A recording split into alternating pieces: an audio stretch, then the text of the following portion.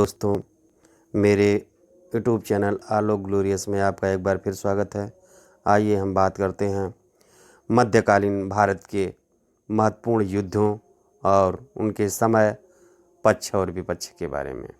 कौन जीता, कौन हारा, कौन कौन सी लड़ाइयाँ हुईं, किन किन समयों में लड़ाई हुईं, किन किन मैदानों में लड़ाइयाँ हुईं, किन के बीच हुई और कौन जीता, कौन हारा। आइए बात करते हैं हम सर्वप्रथम तराइन के प्रथम युद्ध के बारे में।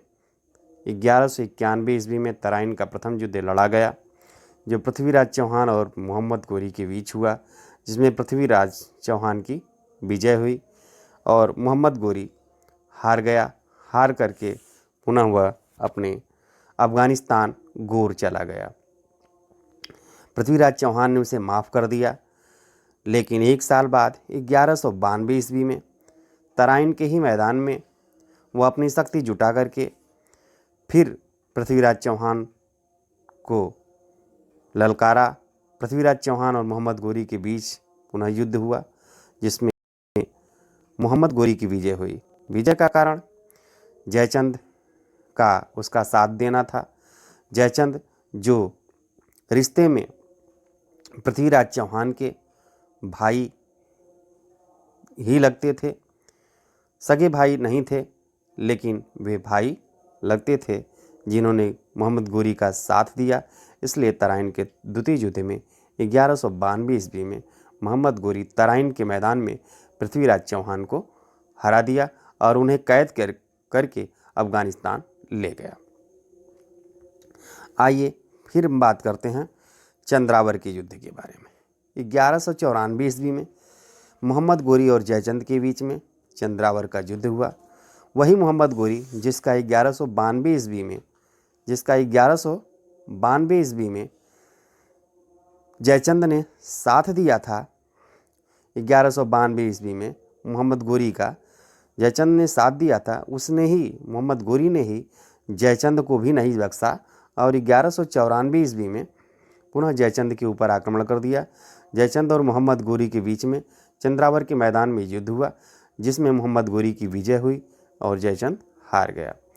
1526 ईस्वी में पानीपत का प्रथम युद्ध हुआ। पानीपत के मैदान में इब्राहिम लोदी और बाबर के बीच में, जिसमें बाबर की विजय हुई, इब्राहिम लोदी हार गया और दिल्ली में मुगल वंश की नींव पड़ी। मुगल वंश का पहला शासक बाबर था। खानवा का युद्ध 1527 ईस्वी में खानवा का युद्ध लड़ा गया, जो बाबर और राणा सांगा के मध्य हुआ, जिसमें बाबर की विजय हुई और राणा सांगा हार गए। चंदेरी का युद्ध 1528 ईस्वी में बाबर एवं राणा सांगा और मेदिनी राय के बीच हुआ था, जिसमें मेदिनी राय हार गए राणा सांगा के तरफ से और बाबर की विजय हुई। घाघरा का युद्ध 1529 ईस्वी में बाबर और अफगानों के मध्य लड़ा गया, जिसमें बाबर की जीत हुई, अफगान हार गए। घाघरा के युद्ध के बाद चौसा का युद्ध हुआ, जो 1539 में लड़ा गया, शेर शाह सूरी और हुमायूं के बीच में। 1539 में शेर शाह सूरी जीत गया, हुमायूं हार गया। और फिर बिलग्राम का युद्ध 1540 ईस्वी में हुआ, जिसमें शेर शाह सूरी और हुमायूं के बीच ये युद्ध हुआ। शेर शाह सूरी जीत गया, हुमायूं हार गया। एक बार मुगल वंश पुनः दिल्ली की गद्दी से सत्ताहीन हो गया और शेर शाह सूरी के नाम से दिल्ली की गद्दी पर बैठा और दिल्ली में सूरी वंश की नींव पड़ी सन 1540 ईस्वी में।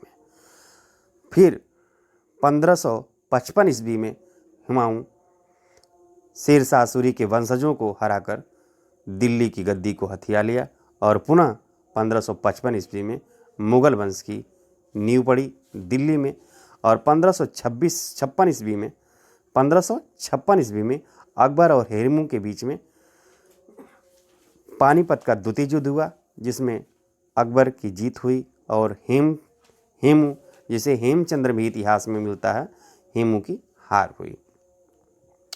तालीकोटा का युद्ध 1565 ईस्वी में विजयनगर की सेना एवं बहमनी की संयुक्त सेना, बहमनी राज्य की संयुक्त सेनाएं और विजयनगर के बीच 1565 में तालीकोटा का युद्ध हुआ, जिसमें बहमनी राज्य की संयुक्त सेनाएं जीत गईं और विजयनगर की हार हुई।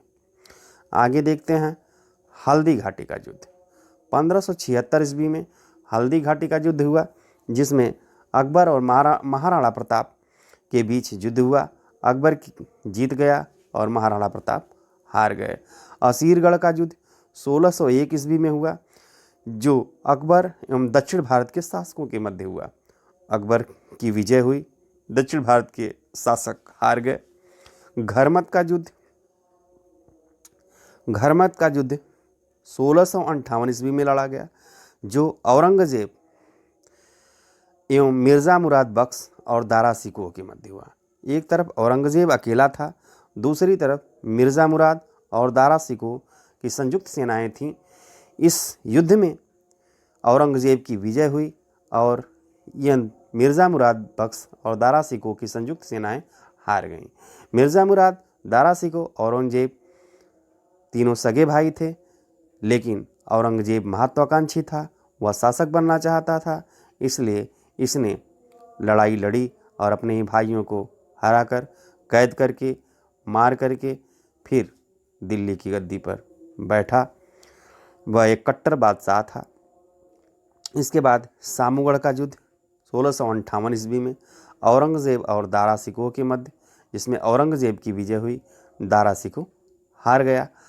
आज के लिए बस इतना ही। आप इन लड़ाइयों को याद रखिए और मिलिए अगली वीडियो में इन्हीं अच्छी खबरों के साथ।